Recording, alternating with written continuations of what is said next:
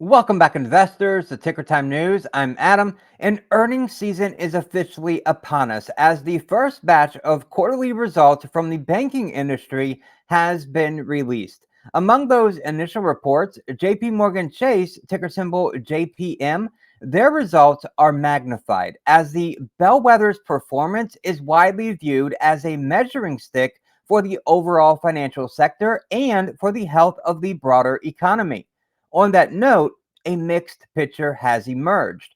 The company once again exceeded EPS estimates, but it fell short on the top line for the first time since Q1 of 2020, a quarter which was severely impacted by the onset of the pandemic. Of concern is JP Morgan's miss. It comes on the heels of Jefferies, ticker symbol JEF, and their revenue shortfall on Wednesday. We covered that in a deep dive on Wednesday's live stream. There's a standalone video if you want to watch that and have some time. It really gives you some context on JP Morgan's earnings. But it did indicate a Q4 slowdown, particularly in the trading business, which is broadly underestimated.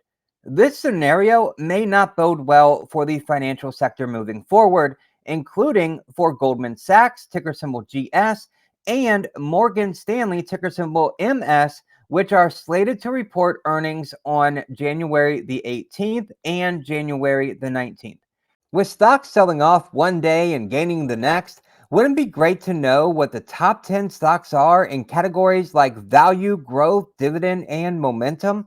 Well, great news. We just uploaded our top 10 stocks list for each of those four categories. That's over 40 high quality stocks ready to choose from that are constantly updated. So you always have the best names available. Click the first link in the description and become a member to get instant access to our top 10 value, growth, dividend, and momentum stocks, and so much more. We've done the research so you don't have to.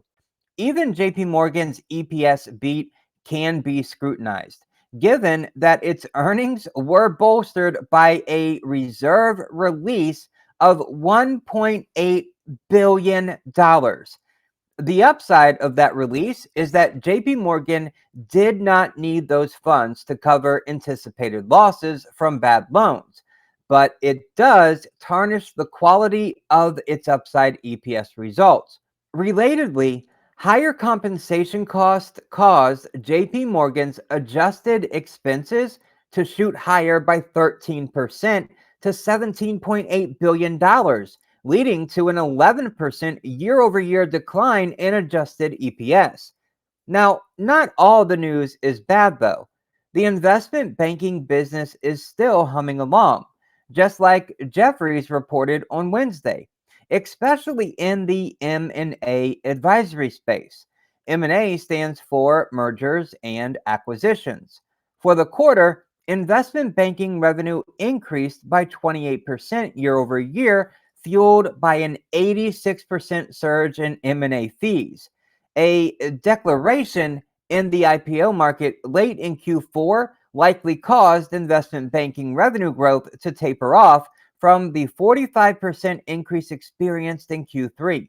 However, the slower growth isn't too concerning given that JP Morgan was lapping challenging year-over-year comparison. Investment banking revenues jumped 37% in Q4 of 2020. There was a lot of trading going on in that year. In the consumer-facing business, the Omicron variant did little to slow down spending. Credit card sales, that volume grew by 29% year over year.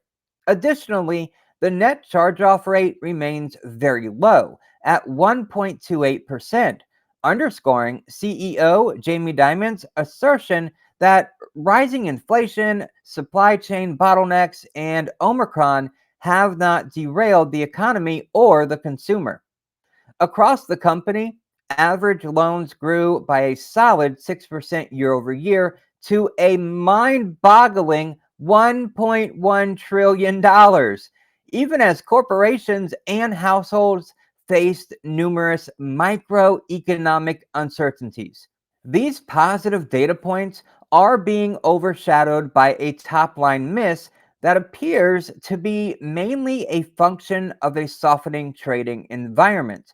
JP Morgan's markets revenue dropped by 11% year over year to $5.3 billion, primarily driven by a 16% dive in fixed income markets revenue. Now, this decline does not come as a major surprise, though, for anyone watching the channel, because on Wednesday, we went over Jefferies' earnings report and their fixed income trading plunged by 49% in Q4.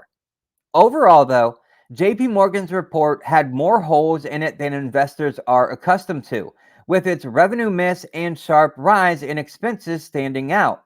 Business is still quite healthy though, and Diamond's outlook for fiscal year 22 remains positive.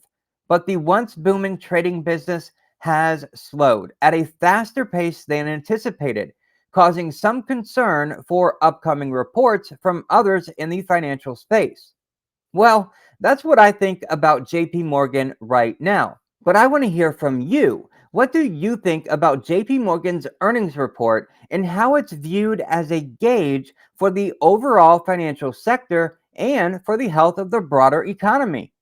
Make sure to click that like button, share this video to help all of us reach financial freedom. Thank you so very much for watching, and I will see you in the next video.